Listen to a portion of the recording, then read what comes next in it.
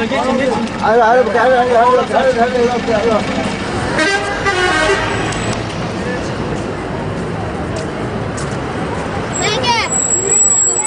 Ona özel çekim yapacağım. Git. Amcaya hadi.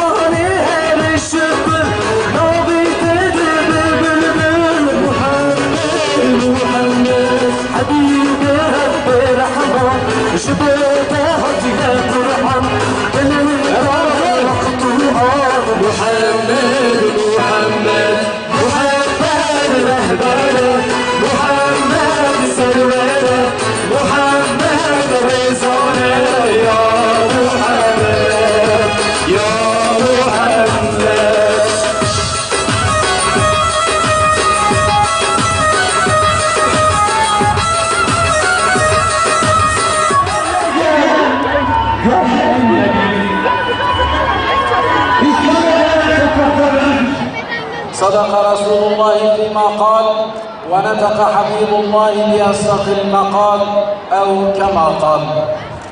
Hamd-ı şükrü basından bişekmek tamamen Rabbi alem irade. Salatu selam ruhu canine kasıd-ı Hada aleyhissalatu ve selam ra Cumal bataviya pak u mübarek ra u silah ve tabi evindar-ı Peygamberi agireybe.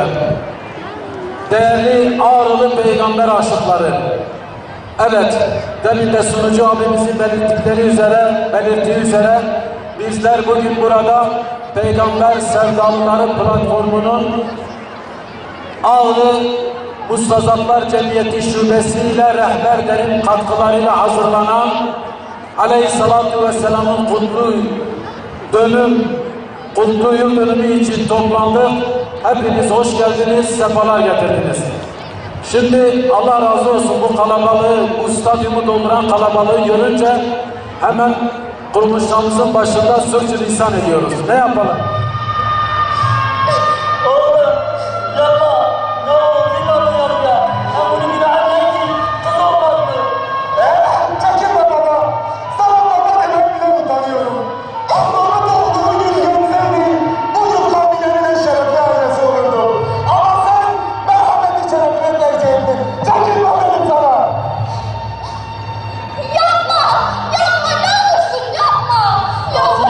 Kıyma kızıma. Oğluna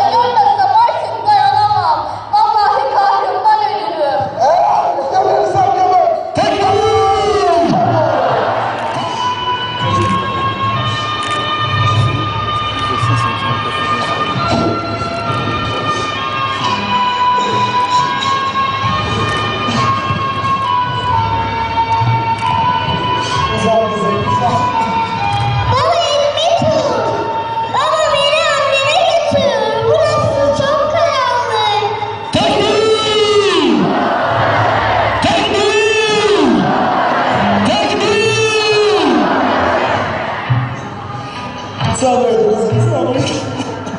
Bitecek kızım, burası senin evin kızım. Baba yaşıyorum. Burası çok zor. Baba yalvarırım çıkar beni buradan. Nefes alamıyorum. Sabret kızım. Burası senin evin kızım. Burayı sen ıslatacaksın kızım.